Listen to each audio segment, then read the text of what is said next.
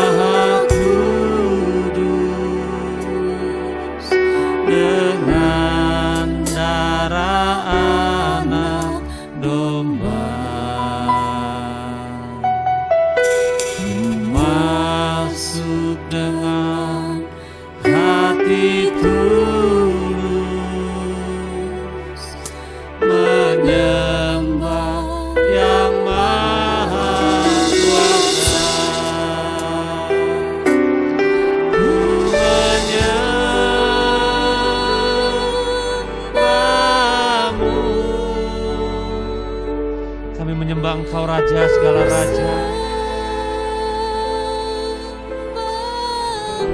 Haleluya.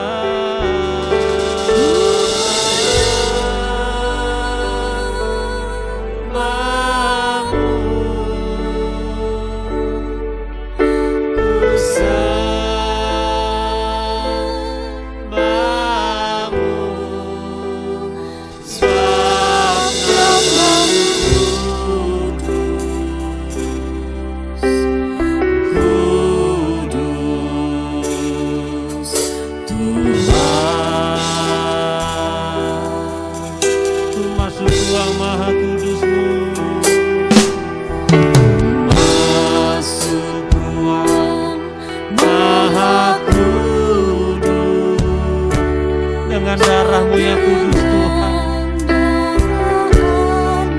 yang telah menebus setiap kehidupan kami ya Bapa.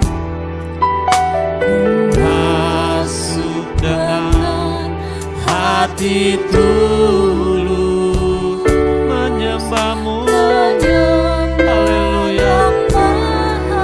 Dan kami menyembah-Mu Raja.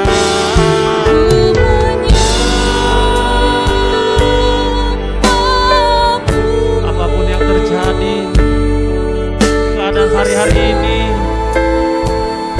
kami tetap menyembah Raja segala Raja, yaitu Yesus Kristus Tuhan kami. Haleluya. Haleluya, haleluya, haleluya.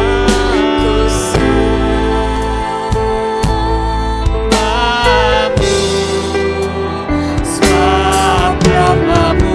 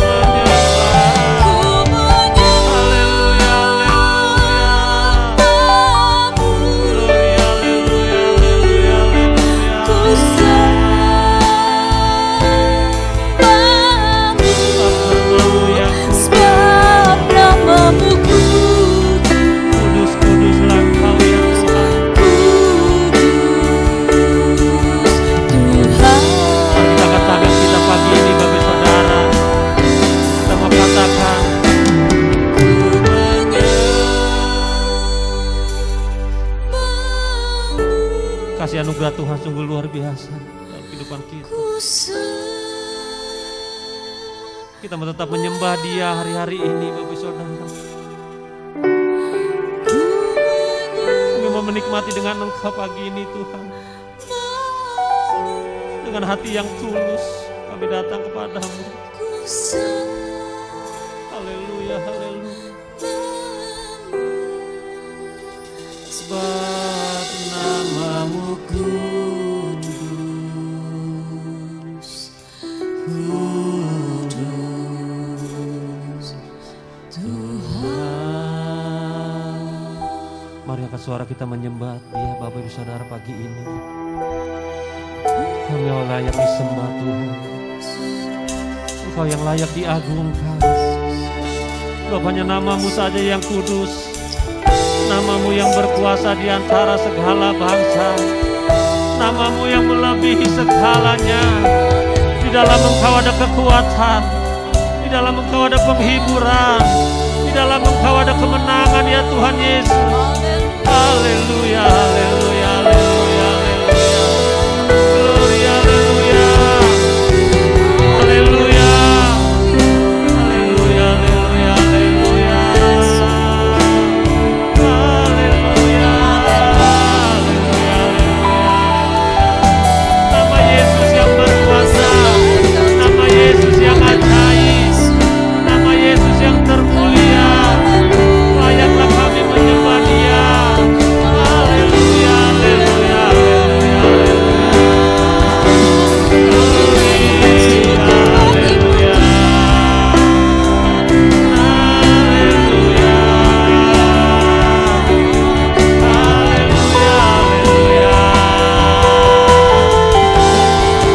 Terpuji namamu Tuhan. Betapa dahsyatnya Engkau Tuhan, betapa ajaibnya Engkau Tuhan, dan karya-karyamu yang luar biasa. Engkau tidak pernah tinggalkan kehidupan kami. Kami aman dekat dengan Engkau. Sungguh luar biasa kasih-Mu. Haleluya, haleluya.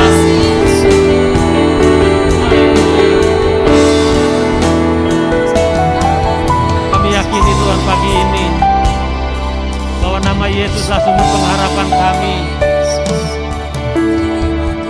Walau 1000 orang rebah di sisi kami Tuhan, 10.000 berlaksa-laksa di sebelah kanan kami, kami tetap percaya. Dan kami yakin hanya nama Yesuslah juru selamat kami yang hidup. Kami yakini pagi ini, kami kami datang kepada Allah yang tepat. Haleluya.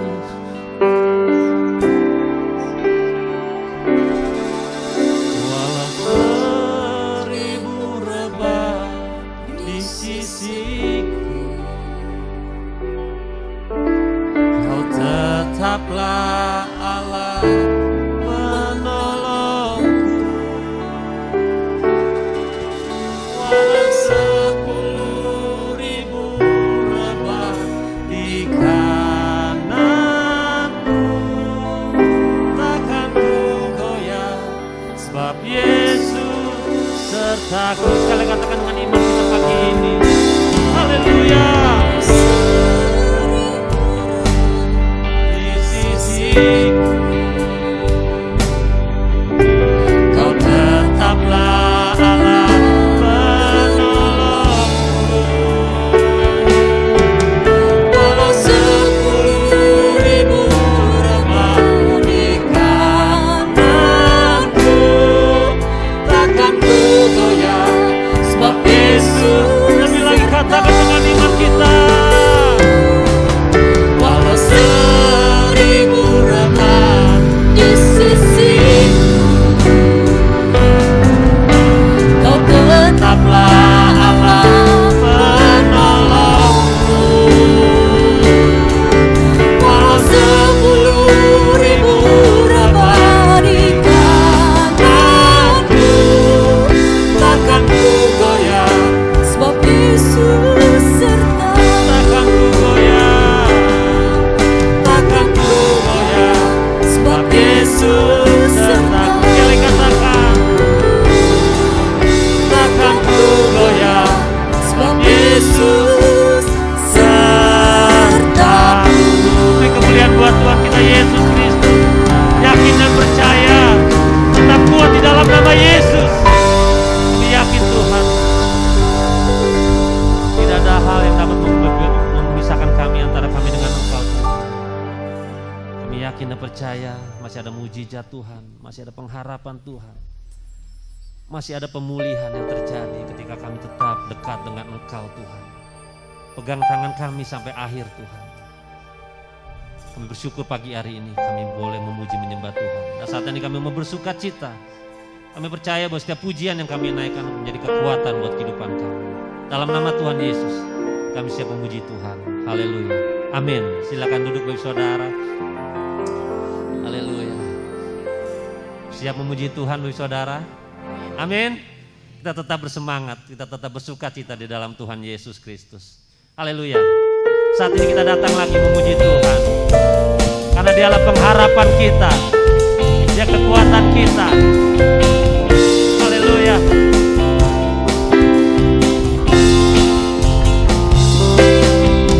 Saat ini ku datang lagi padamu Tuhan, junjungan hidupku. Ku angkat tanganku, puji namamu,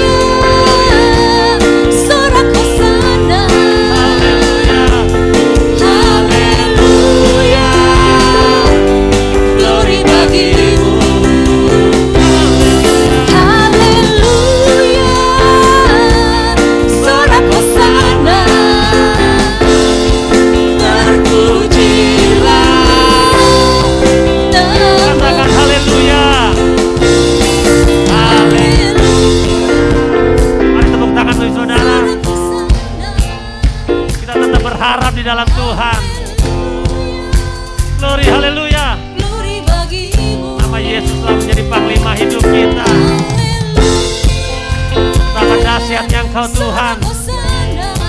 Kau memberikan sukacita di dalam duka cita. Sama-sama katakan lagi. Haleluya. Glory. Haleluya. Sorak hosana. Haleluya. Glory bagimu. Haleluya. Terpujilah namamu Tuhan. Terpujilah namamu.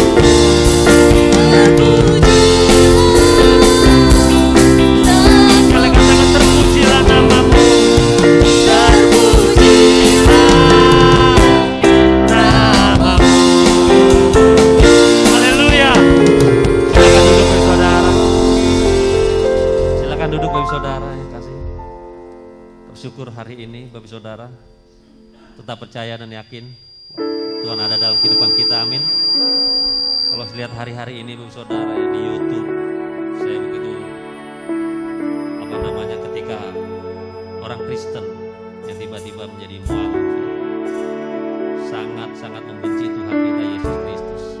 Dan ini menjadi renungan buat kehidupan kita. Antikris sudah mulai ada Bapak Saudara, begitu menjelekan Tuhan kita.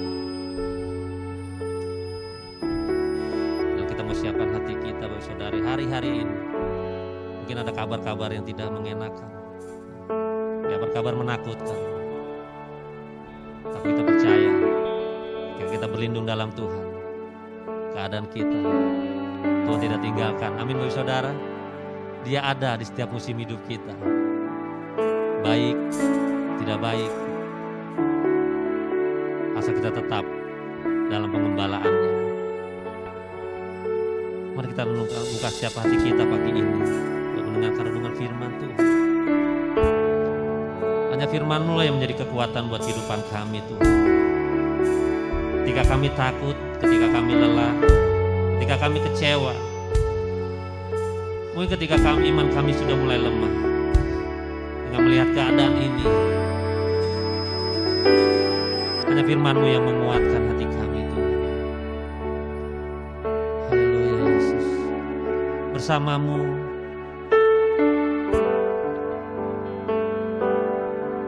kami melewati semua ini Tuhan.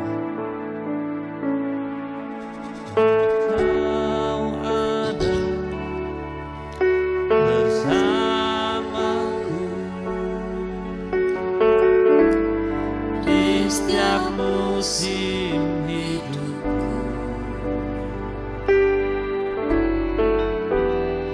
tak pernah Kau biarkan ku sendiri.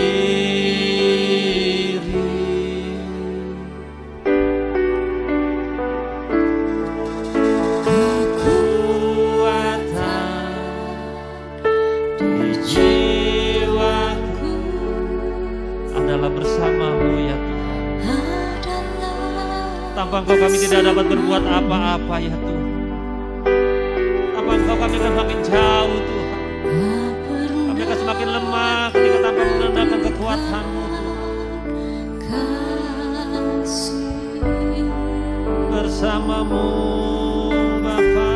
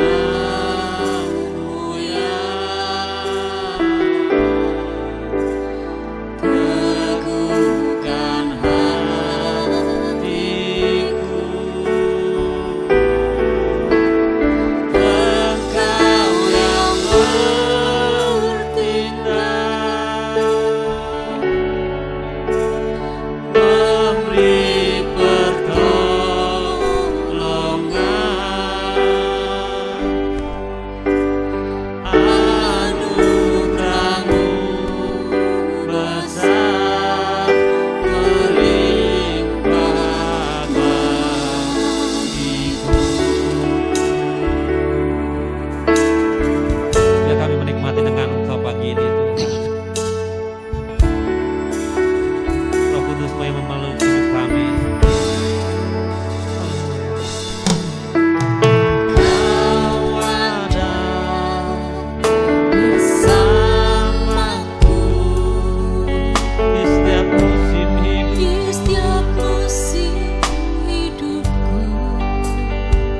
Tinggalkan hidup kami Tuhan. Tak pernah kau biarkan. Haleluya.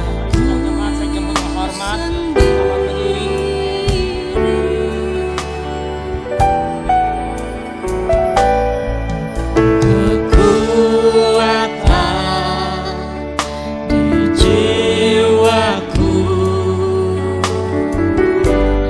adalah bersamamu. Tak pernah ku ragukan kasih-Mu.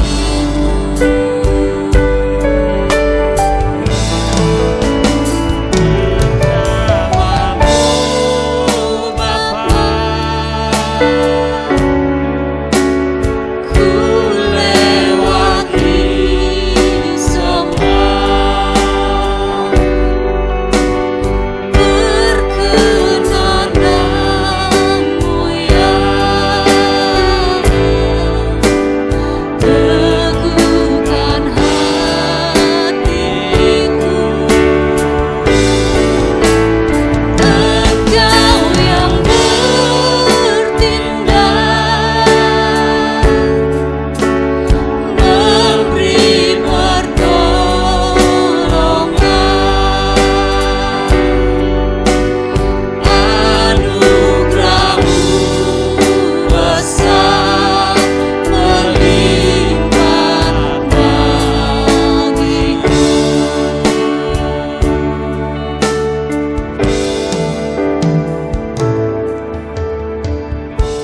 Benar Bapa di surga, semua karena anugerah-Mu. Biar kami menjunjung tinggi akan anugerah yang Kau berikan hidup kami. Kalau kami hari ini masih bisa bernapas,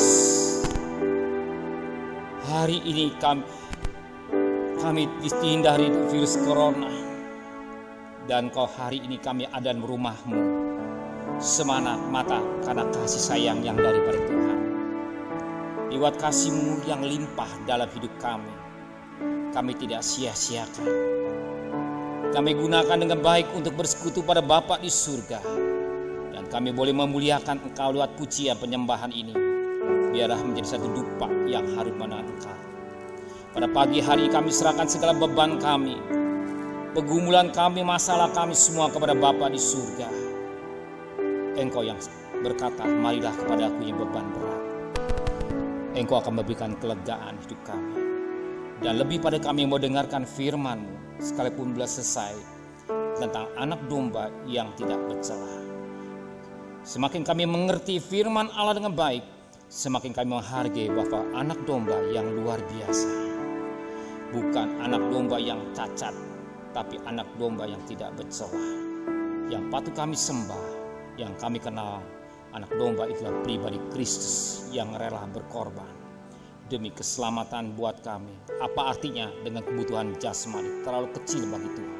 Kalau keselamatan jiwa Engkau berikan untuk selamat, untuk kebutuhan materi, kami percaya Engkau tidak akan tinggalkan. Kau burung udara kalau pelihara, Engkau juga pelihara kami semua. Dan kami pagi ini, dan kami boleh menikmati dan beri kemampuan kami untuk mengerti firman dengan baik. Urapi hamba-Mu, urapi kami semua, dan kami serahkan sekalian beban kami semua kepada Tuhan. Kami pulang diberkati oleh firman. Semua yang cinta Dia katakan Shalom. Shalom. Saya bangga dengan saudara ya. Kalau hari ini saudara ada rumah Tuhan dengan satu bayaran yang takut loh. Bayaran cemas bagaimana nanti. Tidak ya. Tuhan gak membiarkan seorang terkapar di gereja. Tuhan itu Allah yang sangat baik dan sangat masih dan sangat luar biasa. Kok hanya untuk ke gereja takut? Ya, kita mencari Tuhan. kita akan berbuat dosa, jauhkan Tuhan. Saya merindukan rumah yang suci, kudus. Tuhan hadir. Tuhan berkarya buat rumah ini. Gereja dibangun bukan dari hasil tipu menipu, dari air mata amal orang tua saya. Ketika dirampok, dia diikat. Untuk gereja yang sedemikian kau masih kecil. Banyak pengorbanan, bahkan pengorbanan saudara yang kau berikan buat Tuhan. Masa Tuhan biarkan gerejanya menjadi rusak oleh karena virus. Dan satu kunci rahasia. Maka ketika belum, tepatnya pada bulan April, Maret, saya ingat nyampaikan firman Tuhan. Jadilah jemaat Tuhan bagikan ada di Goshen. Sebagaimana Keluaran 8 ayat 22 dan 23. Tulah silih berganti, tapi bangsa Israel berada di Goshen. Dilalui daripada maut. Ada Tuhan gembala agung yang baik. Goshen tempat pengembalaan. Dan Tuhan akan melindungi bangsa Israel. Dan saya percaya ada bangsa Israel yang ada kedengaran. Ya, tapi kalau dia dengar-dengaran, dia terpihara oleh Tuhan. Tulah lebih gantian silih berganti. Tapi umat Israel terpihara. Ya, sebagaimana dalam Keluaran 9 ayat 26 juga, hujan es tidak. Dan saya percaya firman Tuhan bukan dongeng, iya dan amin. Firman Tuhan, Tuhan berkatanya mulut hanya nyambung. Firman Allah iya dan amin. Kalau umat Tuhan terpelihara, dan kita juga pasti dipelihara oleh Tuhan. Ada satu kunci kita harus dengar-dengaran. Ada pemerintah, protokol kesehatan dalam Roma pasal 13 ayat 1 sampai 4. Dan katakan ayat 4 adalah demi kebaikan kita. Dengar-dengaran, semua demi kebaikan kita. Kita lakukan dengan baik, jaga jarak, cuci tangan. Apalagi saya lupa, pakai masker. Dengar-dengaran, pakai dengan baik. Ya, pakai dengan baik. Lakukan dengan baik. Kita hidup dengan iman bersama dengan Tuhan. Ya, saya bisa lukisan yang paling ringan. Air ini, saudara perhatikan, beratnya hanya berapa mili saya nggak tahu. Anggaplah setengah on. Enteng air ini kita pegang ini enteng. Tapi lama-lama kita tahan terus. Satu jam, 2 jam, 3 jam, 1 hari berat, 2 hari tambah berat, kaku 4 hari tambah berat. Tapi begitu air kita buang, semua akan selesai jadi enteng. Bukan kita buang, kita serahkan kepada orang yang membutuhkannya. Atau hidup kita yang ringan sebenarnya, urusan ringan, tapi dibawa dengan ketakutan, dibawa dengan kecemasan, dibawa dengan kebimbangan, dibawa dengan kekhawatiran, beban itu jadi berat. Kenapa? Kita pegang terus. Bukan Tuhan berkata, serahkanlah segala kekhawatiranmu kepada Tuhan. Bukankah dia berkata, serahkanlah segala kekhawatiranmu kepada Tuhan. Kepada Tuhan. Begitu saya serahkan air ini, saya lepas air ini, hati saya serahkan, tangan saya jadi enteng. Demikian juga hidup kita. Banyak kita pikirkan virus, pikirkan ini, nanti bagaimana, nanti kalau virus kena saya bagaimana kalau saya kena virus. Kau usah itu pikiran, justru kita harus pikiran positif. Justrunya kita takutnya saya pikirkan, jangan satu pribadi yang hadir. Jangan satu pribadi yang hadir. Ketika dipanggil Tuhan, begitu melek mata, ada di lautan, ada kata neraka seperti orang kaya yang bodoh. Itu yang saya takut. Itu yang saya takut. Saya tidak mau satupun pribadi jemaat Batu Karang begitu menghembuskan napas yang terakhir sampai di neraka. Saya nggak mau. Saya merindukan saudara semua sama-sama di pangkuan Abraham. Itu kerinduan kami sebagai hamba Tuhan. Maka saya selalu menyampaikan firman Tuhan, bekali lewat perjamuan suci. Nah, hari saya menyampaikan firman Tuhan kembali, anak domba yang tidak bercela. Saudara perhatikan firman Tuhan, hanya mulas sedikit, kita masuk lebih jauh ya. Anak domba yang tidak, ini aja cepat ya. Anak domba yang tidak bercela, Keluaran 12. Kita perhatikan kejadian pasal 22 ayat yang 11 sampai 13. Kejadian 22. Tetapi berserulah malaikat Tuhan dari langit kepada Abraham. Abraham, Abraham, sautnya. Ya Tuhan, perhatikan ayat 12 sampai 13. Lalu ia berfirman, atau Allah berfirman, jangan bunuh anak itu dan jangan kau apa-apakan dia. Sebab telah kutahui sekarang bahwa engkau takut akan Allah dan engkau tidak segan-segan untuk menyerahkan anakmu yang tunggal kepadaku. Perhatikan ayat 13-nya, rahasianya. Lalu Abraham menoleh dan melihat seekor domba jantan yang di belakangnya, yang tanduknya tersangkut dalam belukar.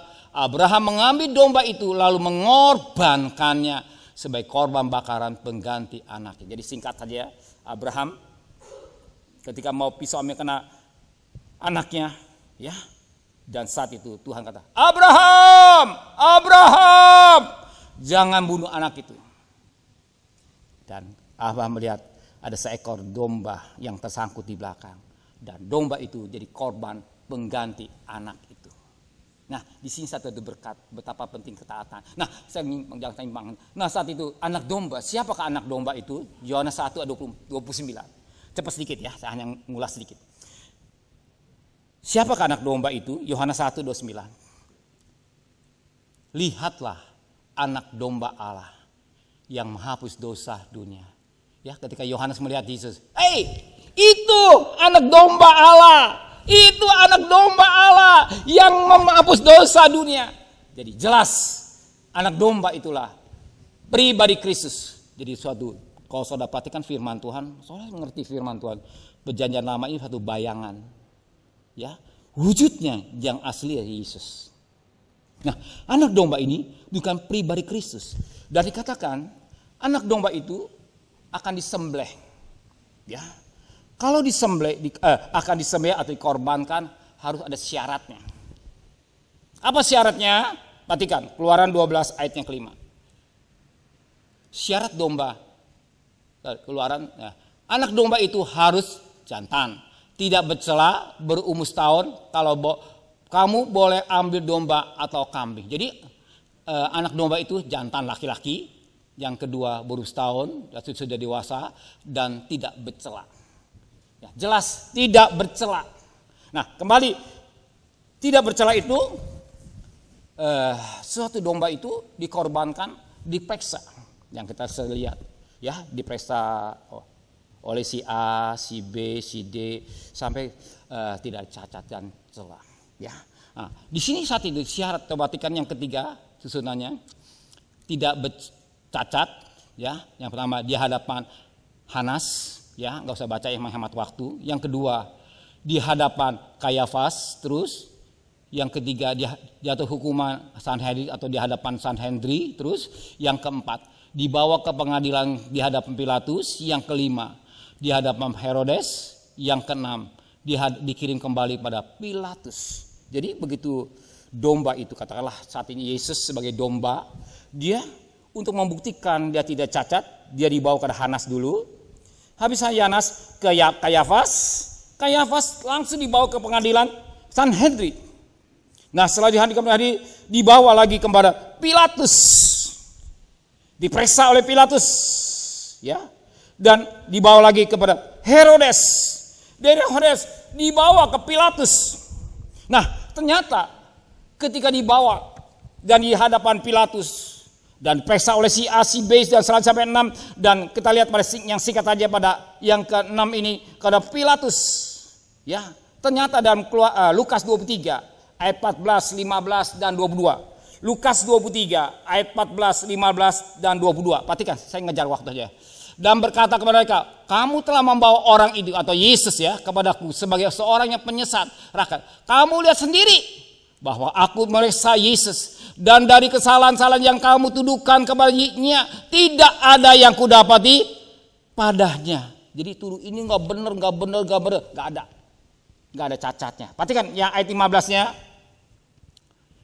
Dan Herodes juga tidak, Herodes pun tidak, nggak ada cacatnya. Sebab Herodes ini mengirim Yesus kembali kepada Pilatus. Sesungguhnya tidak ada satu apapun yang lakukan Yesus yang setimba dengan hukum mati. Di Herodes nggak ada, diperiksa lagi Pilatus nggak ada, tidak ada hak untuk dihukum mati, jelas. Gak ada, dia domba ini gak ada cacatnya. Yang ketiga, perhatikan ayat 22. Kata Pilatus ketiga kali, jelas ya, Alkitab mengatakan 3 kali di pesta 3 kalinya kepada mereka, kejar apa yang sebenarnya dilakukan orang itu? Kejar apa sebenarnya yang telah lakukan orang itu, Yesus? Tidak ada sesuatu kesalahan pun yang kudapati pada Yesus yang setimpal dengan hukuman mati. Gak bisa. Ya, kalau kita jujur dan suatu pengadilan, kalau nggak ada salah, langsung bebas dong. Ya, saya kurang ngerti dalam hukum. Pada prinsipnya, kalau nggak salah ya sudah bebas. Nah, saat ini dipesa, ternyata nggak ada salah. 1, 2, 3 nggak ada salah, bos. Nggak bisa dihukum dong. Tetapi Yesus harus jadi terhukum. Yesus jadi anak domba yang harus disembelih. Mau tidak mau, dia harus dihukum untuk menyelamatkan manusia sedunia.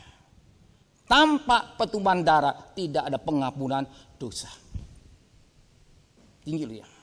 Tanpa pengampunan darah dan tanpa pertumpahan darah tidak ada pengampunan dosa. Nah, Yesus korbankan. Ya. Apa dikorbankan? Dia harus dikorbankan. Perhatikan yang keempat susunannya. Yang keempat susunan terus dikorbankan. Jadi domba itu kalau sudah diperiksa, ya pertamanya dikorbankan dan jantan tidak bercela, 1 langsung tidak harus dikorbankan.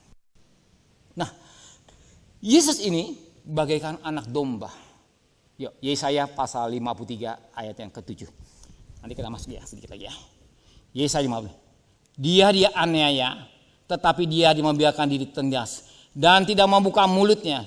Dan seperti anak domba yang dibawa ke perbantaian, dibantai ya, kemarin saya sampaikan tadi, seperti induk domba yang keluh di depan orang-orang yang menggunting bulunya, ia tidak membukamu. Nah, kalau Yesus enggak, ya dia enggak diam, pasrah, nggak berontak, dia diam. Kalau dia pikirin dia nggak berbuat dosa. Kalau kita pikir dia nggak berbuat salah, nggak salah, tapi rela berkorban, rela mati, rela menderita demi keselamatan manusia sedunia. Itu istimewa kita pagi hari ini. Maka dia berkata dalam Yohanes 6 ayat 56.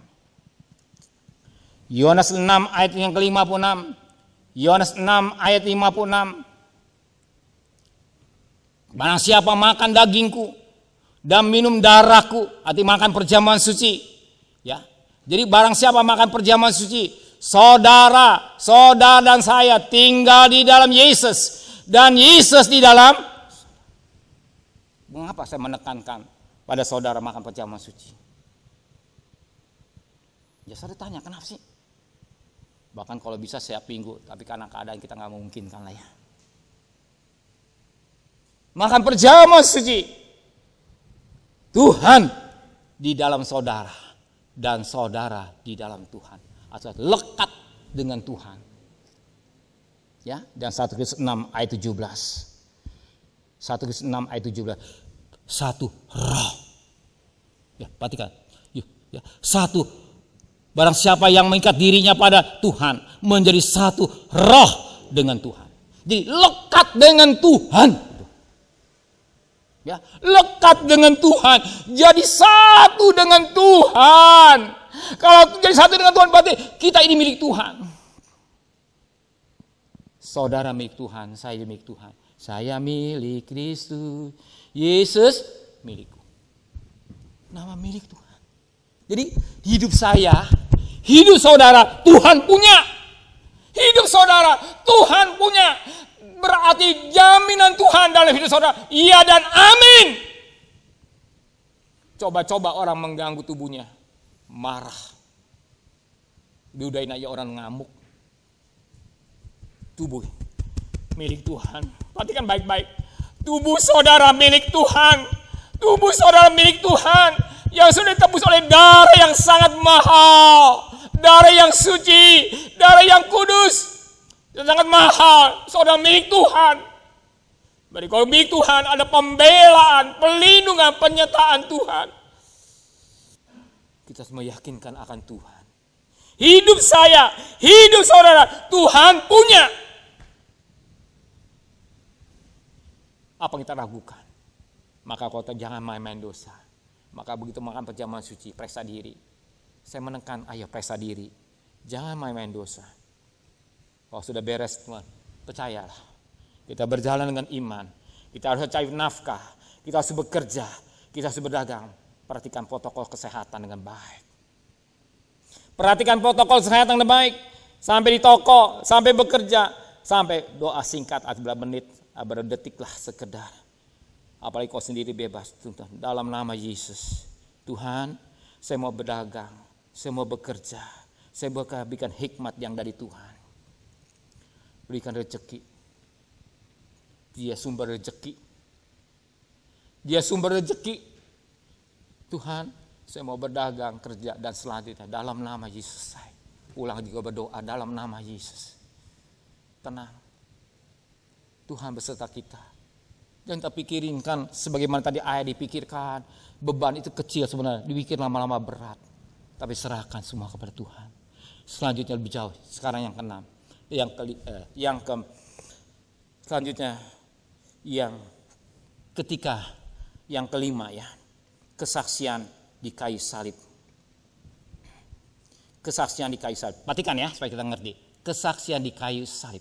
Jadi setelah dikorbankan ya, dikorbankan naiknya lebih jauh dia di kayu salib. Ya. Di kayu salib ini benar-benar pribadi Yesus, bukan orang lain atau orang upahan, tapi benar-benar Yesus yang menjadi atau Allah yang menjadi manusia. Dan dia pribadi yang benar-benar Yesus yang sama, bukan Yesus yang palsu. Tapi Yesus yang sama saat itu di kayu salib. Apa yang terjadi? Orang melihat kesaksian Yesus. Perhatikan Matius 27 ayat 54. Perhatikan ya. Yuk kita masuk. Matius pasal 27 ayat 54.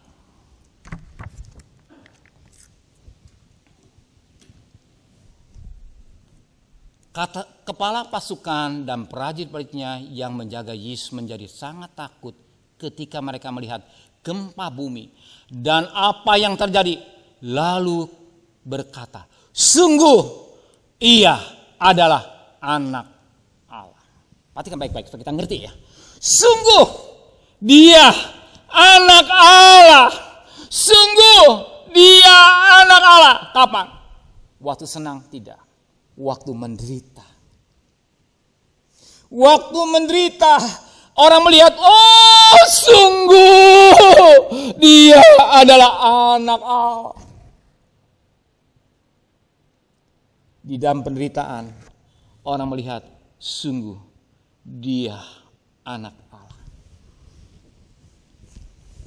Bukan waktu senang. Kita putar kepada diri kita sendiri, karena kepada manusia. Justru kita harus menjadi kesaksian hidup. Ya. Kita harus menjadi kesaksian hidup. Kapan? Bukan waktu kaya. Bukan waktu senang, tapi di waktu menderita. Kita menjadi kesaksian. Benar ya, dia anak Allah. Sekalipun hidup sederhana, dia hidup benar di hadapan. Sekalipun hidup sederhana, dia tidak bermain-main dosa. Benar ya, dia sebagai anak Allah, dia hidup berkenan di hati Allah. Betul ya, dia anak Allah. Kenapa demikian? Sebab kita ini anak Allah. Yohanes 1 ayat 12. Yohanes 1 ayat 12. Yohanes 1 ayat 12. Tetapi semua orang yang menerimanya diberi kuasa supaya menjadi anak-anak Allah. Yaitu mereka yang percaya dalam nama Yesus. Jadi kita anak Allah. Nah, kalau anak Allah, ada kesaksian sebagai anak Allah. Kau anak konglomerat, ada kesaksian sebagai anak konglomerat. Anak pejabat, ada kesaksian sebagai anak pejabat. Nah, kalau kita anak Allah, ada kesaksian dalam hidup kita bahwa kita adalah anak-anak Allah. Nah, anak-anak Allah, bagaimana sikap tingkah laku kita sebagai anak Allah? Kalau anak Allah beda. Dan kita sebagai orang tua sudah merasakan kasih Tuhan, kasih kepada Tuhan, dan sudah merasakan kasih anak kepada orang tua. Nah, kalau kita sebagai anak yang baik, kita akan lihat tingkah lakunya kepada orang tuanya. Kalau anak nangkap tangan saya anak, ini bapak atau orang tua. Kita sebagai orang tua melihat anak kita kapan? Waktu masih hidup. Tingkah lakunya, sikapnya, perhatiannya, bukan waktu jengkel. Mama beliin peti 2 juta. Alah, buang-buang duit aja. Kalau saya pribadi, buang-buang duitnya. Mama, jangan ditinggalin, papa, jangan ditinggalin. Alah, dengerinnya. Pesta, foya-foya, nanti supaya habis. Bukan itu. Justru masih hidup. Ketika orang tua kita masih hidup, kita tunjukkan kasih kita kepada orang tua. Dan orang tua katakan, benar engkau anak mama yang baik. Nah, itu sikap. Sikap anak kepada orang tua. Sikap anak kepada orang tua. Dan saya memperhatikan banyak anak-anak kita ini yang begitu memperhatikan orang tuanya sedemikian rupa. Ya, memperhatikan orang tuanya sedemikian rupa. Ketika mamanya membutuhkan, ketika papanya membutuhkan, dengan berkat-berkat yang ada dia berikan kepada orang tua. Ketika saya perhatikan, saya bilang, kau anaknya pasti diberkati Tuhan. Kau anak pasti diberkati Tuhan, gak usah takut lah. Kadang-kadang saya sombong, gak usah takut, Tuhan pasti berkat kamu. Kau perhatikan orang tua, sebab orang tua aja wakil Allah. Maka saya bilang, gak usah takut. Kalau kau menjadi anak uhau ke orang Cina, ya, kau pasti dipelihara Tuhan. Gak mungkin kau sengsara, gak mungkin kau melarat, gak mungkin karena kau perhatikan orang tuanya masih hidup. Sebab orang tua diwakil Allah. Perhatian kita ini menentukan orang tua, kita sebagai anak kepada orang tua. Nanti berkat-berkat Tuhan turun. Mazmur 37:25, orang benar anak cucu yang tentak roti. Kalau kita sebagai orang tua didik yang benar, didik anak kita yang benar, anak-anak kita tidak akan kececeran. Sesulit-sulitnya ekonomi yang kita hadapi, mungkin terjadi resesi, nggak usah takut. Ada Tuhan sumber berkat yang bisa menciptakan yang tidak ada menjadi. Ingat, entah jam 11 mati lampu, blok. Se-Indonesia, Pak Tony 7 keliling, punya kepala. Bisa saya. Haknya Tuhan. Semua dalam kuasa Tuhan. Siapa bilang, dulu sebelum ada corona, apa laku ginian? Laku gak Pak Tony? Laku gak? Agak laku. Coba sekarang. Apa tingginya plastik? Laku. Tuhan bisa memberkat cara Tuhan. Kita jangan nanya Tuhan, nanti Tuhan yang ngatur dengan baik. Yang penting kita melakukan firman Allah dengan baik. Yang penting kita melakukan firman dengan baik. Ada kesaksian yang hidup bahwa benar-benar anak Allah. Kau saat ini kembali kepada keluarga, kemudian kau benar anak papa dan mama yang memperhatikan papa dan mama, otomatis berkat Tuhan turun. Mengapa dalam pemberkatan nikah, papa mama doakan anak itu. Kalau anak orang tuanya cerdik, doakan anak itu dengan penuh kasih dan urapi. Ya percaya. Nah, kesaksian itu jelas dikatakan ada kesaksian bahwa engkau anak Allah. Kembali lagi. Matius 27 tadi ya. Matius 27 ayat 54. Ya. Sungguh Yesus adalah anak Allah. Jadi kesaksian hidupnya nyata bahwa dia anak Allah. Dia taat kepada bapaknya. Ya. Dia taat kepada bapaknya. Bagaimana taat kepada bapaknya? Dia taat bahasa Inggris, sungguh ia anak Allah. Dan apa terjadi ketika Yesus disalib? Terjadi gempa bumi. Pada ayat 51, 51 dan 52. Perhatikan. 51 dan 52. Dan lihatlah tabir bait suci terbelah dua dari atas sampai ke bawah, dan terjadilah gempa bumi dan bukit-bukit batu terbelah. Perhatikan ayat 52. Dan kuburan terbuka dan banyak orang kudus yang telah meninggal bangkit. Set! Ketika Yesus mati, dia bangkit untuk menuju Firdaus. Dan saat dikatakan pada ayat 52, tabir, perhatikan ayat 51, yang 51 tolong 51. Tabir bait Allah terbelah. Jadi tabir ini terbelah. Ya. Tabir bait Allah terbelah. Tabir bait Allah terbelah. Saat itu singkat saja, sengaja waktu ya. Bait Allah itu yang pertama ya dirobohkan pada zaman setelah Salomo, ya dirobohkan oleh yang satu dibawa ke Babel. Dan terus dibangun lagi pada zaman Esra, Nehemia. Setelah itu terus jalan ke zaman Yesus, dan Yesus katakan nanti akan roboh, ya, akan dihancurkan bait Allah. Dan apa yang terjadi saat itu tahun 70-an gitu, tahun 70-an kita itu, ya sekitar tahun 70, sekitar 60-an gitu, tahun 60 Masehi, bait Allah dihancurkan oleh Jenderal Titus yang kejam. Tetapi saat itu bait Allah itu waktu Yesus disalib belum dihancurkan. Jadi belum dihancurkan. Ada tabir dikatakan ruangan suci ini, ruangan suci dan maha suci, ada tirai dari atas ke bawah robek. Nah, kalau dulu mereka mau datang kepada Tuhan, yang boleh datang masuk ruangan suci itulah imam besar.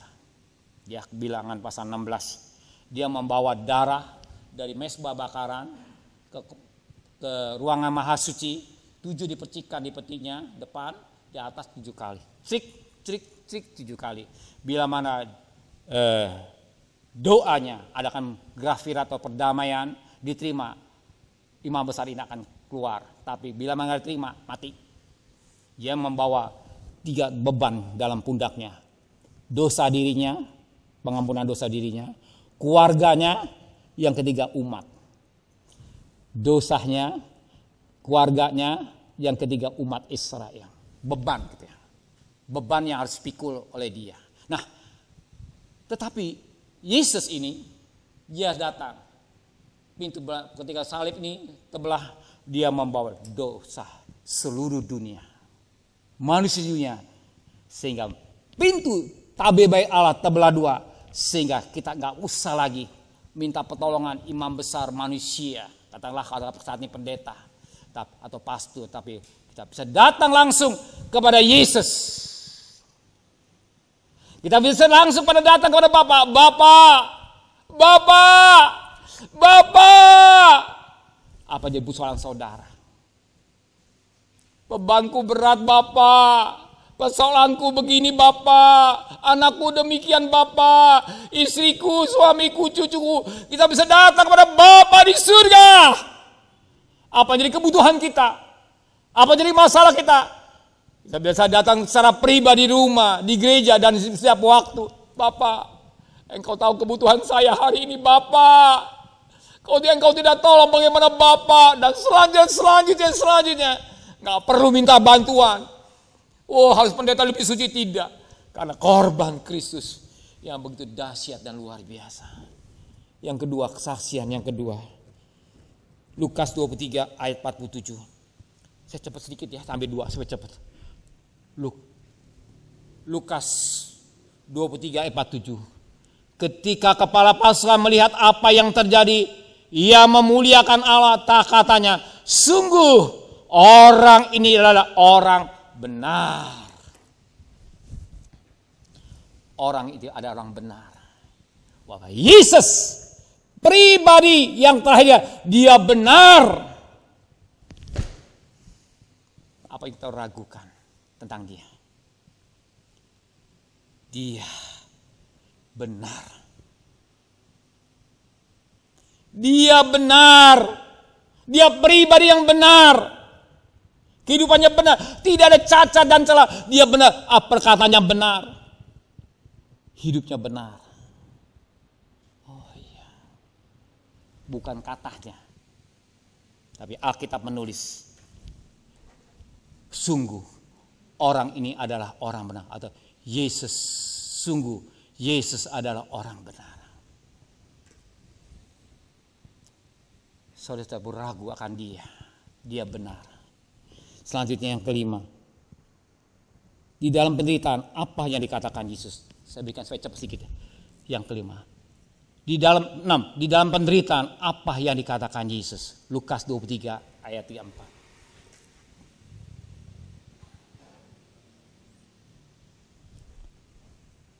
Yesus berkata, "Ya Bapa, ampunilah mereka sebab mereka tidak tahu apa yang mereka perbuat."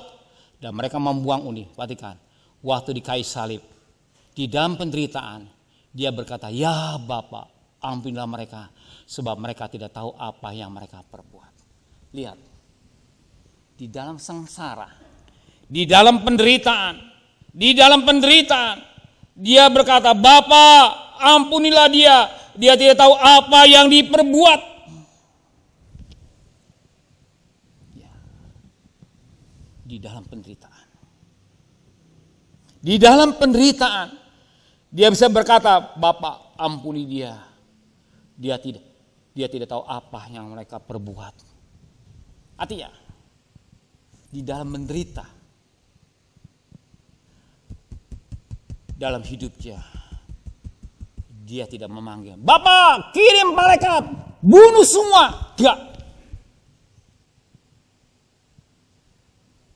Hatinya penuh kasih. Hatinya penuh kasih. Hatinya penuh cinta. Jadi berikan kepada manusia. Gak gampang untuk memberikan pengampunan. Banyak kali 7 turunan gue gak percaya mak kamu. 7 turunan gue gak mengampuni. Gue liat muka lu, demikian kata-kata yang gak enak. Bahkan suami istri sampai tega. Gak kenal istrinya, dia lupa masa lalu. Dia gak kenal suaminya. Atau orang tua kepada anak dengan orang tua. Tapi dia gak demikian. Kasihnya melimpah. Dia tidak menyimpan kepahitan dalam hidupnya. Dia tidak menyimpan dendam dalam hidupnya.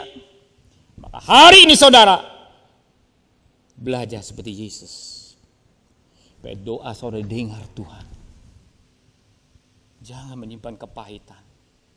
Semua suami istri, keluarga bahagia sama Tuhan. Sebab menentukan doa saudara. Ingat Yesaya 59 ayat 1 dan 2. Perhatikan firman Tuhan.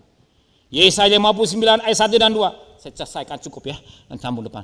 Sesungguhnya tangan Allah, tangan Tuhan tidak kurang panjang untuk menyelesaikan, dan pendengaran Tuhan tidak kurang tajam untuk mendengar. Perhatikan ayat 2-nya, rahasianya. Yang memisahkan antara kamu dan Allahmu ialah segala kejahatanmu, yang membuat dia menyembunyikan diri terhadap kamu sehingga ia tidak mendengar segala dosa. Maka jangan main-main nyimpan dosa. Jangan coba-coba menyimpan dosa. Dendam yang jelek. Buang. Supaya kita badan tak sehat. Imun, salah satu imun itu. Hati yang bersih. Hati yang suci. Tidak menyimpan kepahitan, dendam, hal yang gak baik. Doa saudara pasti didengar Tuhan. Jangan saudara takut. Oh nanti bagaimana? Gak usah takut. Dia dengar. Jelas. Perhatikan kembali ayat 1. Coba perhatikan 1 ya. Kembali ayat 1. Sungguh tangan Tuhan tidak kurang panjang untuk menyelesaikan, dan pendengaran Tuhan kurang tajam. Dia dengar doa saudara hari ini. Dia dengar jeritan hati saudara. Dia tahu kebutuhan saudara pada pagi hari ini. Nggak mungkin dia nggak dengar. Dia pasti dengar doa saudara. Maka jangan nyimpan kepahitan atau dendam. Hati yang lapang. Kalau seorang sudah ampuni, sudah selesaikan dengan baik, kita kembalikan pada Tuhan. Nanti urusannya dengan Tuhan. Tuhan memberkati kita semua. Amin. Ada waktu lagi besok nyambung ya. Haleluya. Yang ke-7. Harga darah Yesus dami. Ya, ke depan. Saya undang kita bangkit berdiri. sesuai waktunya.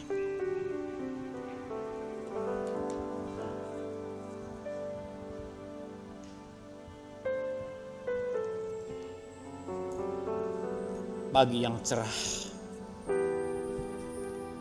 yang Tuhan berikan ke hidup kita.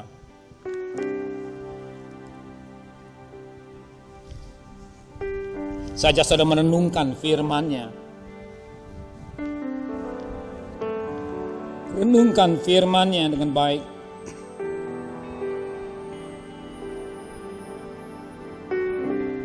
Dia anak domba yang disembelih.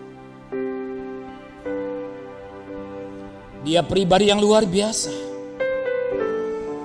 Dia tidak menyimpan kepahitan, dendam.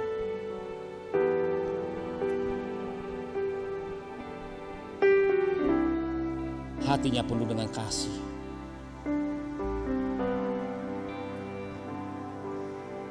Katakan pribadi dengan Tuhan.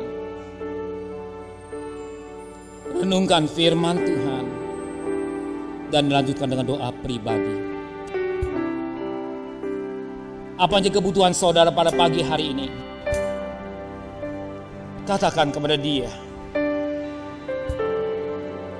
Dia ada di tengah-tengah saudara. Dia memperhatikan saudara pada pagi hari ini. Berkatalah pribadi lepas pribadi kepada Tuhan. Berkatalah pribadi lepas pribadi kepada Tuhan. Renungkan firman-Nya. Adakan pemberesan dengan Tuhan.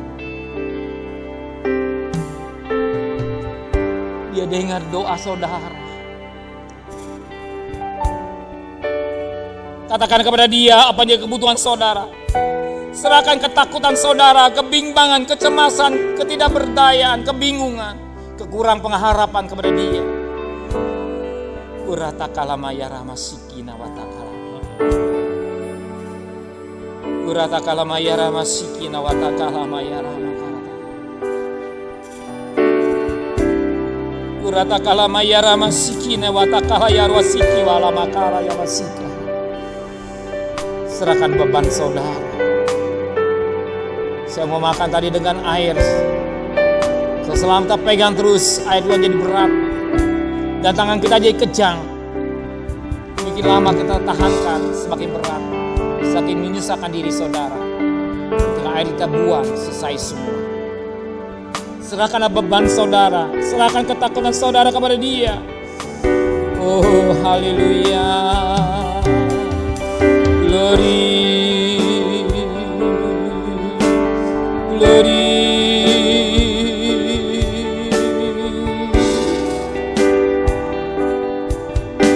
Katakan kepada Dia. Katakan kepada Dia pada pagi hari ini. Bapa, Engkau lihat anak-anak-Mu. Engkau tahu beban mereka, anak-anak-Mu, Bapa. Engkau tahu masalah mereka, Bapa. Engkau lihat tetesan air matanya, Bapa. Engkau lihat jeritanya hati, Bapa. Engkau jangan tinggalkan. Jangan kau permalukan mereka. Dia tetap tabah dalam menghadapi hidup ini. Dia tetap kuat dalam menghadapi masalah ini. Sebab badai pasti berlalu. Terima kasih. Terima kasih Bapa. Terima kasih Bapa. Terima kasih Bapa. Terima kasih Bapa. Buat firman-Mu mengingatkan kami. Engkau anak domba yang disembelih. Engkau berkorban. Engkau memiliki kesaksian yang hidup. Engkau anak Allah. Engkau orang benar. Engkau tidak menyimpan kepahitan. Kasih begitu limpah dari mereka. Terima kasih Bapa buat firman. Lebih pada Tuhan, Bapa, Engkau tahu kebutuhan mereka. Mereka harus bekerja besok. Mereka harus berdagang. Banyak pergumulan-pergumulan yang dihadapi. dengan situasi krisis ekonomi gini akan menuju pada resesi. Bapa, kami percaya Engkau akan membedakan mereka dengan mereka yang belum mengenal Engkau. Jangan Kau biarkan mereka. Dia tidak mampu sendiri tanpa Engkau, Bapa. Dia tidak berdaya kalau Engkau tidak tolong, Bapa. Engkau sumber berkat, Engkau sumber rezeki. Berkati mereka yang bekerja, berkati mereka yang berdagang, berkati mereka yang bekerja keliling atau berdagang diam. Engkau sumber rezeki. Terima kasih Bapa di surga. Menteraikan firman dalam hati mereka. Berkati saudara kami yang ulang tahun pada minggu ini. Berkati ulang tahun pernikahan pada minggu ini. Dan sebentar kami akan berpisah satunya lain. Berkati sesi yang kedua, sesi yang ketiga berjalan dengan baik. Dan lebih pada Tuhan untuk melengkapi suatu ibadah. Kami memberikan persembahan kepada Tuhan. Kami memberi kepada Tuhan dengan hati yang tulus. Kami memberi kepada Tuhan dengan sukarela. Kami memberi kepada Tuhan karena mencintai Engkau. Seberapa yang kami berikan sesuai dengan berkat-berkat yang Kau berikan hidup kami Tuhan Bapa. Ini hanya persembahan apa yang kami bisa berikan kepada Engkau Bapa. Kami juga belajar mengembalikan hak milik-Mu. Ucapan syukur kepada Bapa di surga. Terima kasih Bapa di surga. Sekali lagi, yang ulang tahun pada minggu ini, Kau tetap pelihara. Kau berikan panjang umur, Kau juga berkati apa kebutuhan mereka. Yang ulang tahun pernikahannya, Engkau juga memberkati mereka. Dan kami percaya kembalikan kami pada minggu depan bersama saudara yang tidak hadir pada pagi hari ini. Terima kasih Bapa di surga. Terima kasih. Saudara kekasih, bukalah tangan saudara. Tuhan memberkati engkau. Tuhan melindungi engkau. Tuhan menyinari engkau dengan wajahnya. Tuhan memberi engkau kasih karunia. Tuhan menghadap wajahnya kepada saudara. Tuhan memberi engkau damai sejahtera. Terimalah berkat nikmat dari Allah Bapa. Cinta kasih sayang dari Tuhan Yesus Kristus. Dan berkat Roh Kudus nyertai saudara. Hari ini sampai selama-lamanya. Yang cinta Dia katakan amin. Tuhan memberkati kita semua.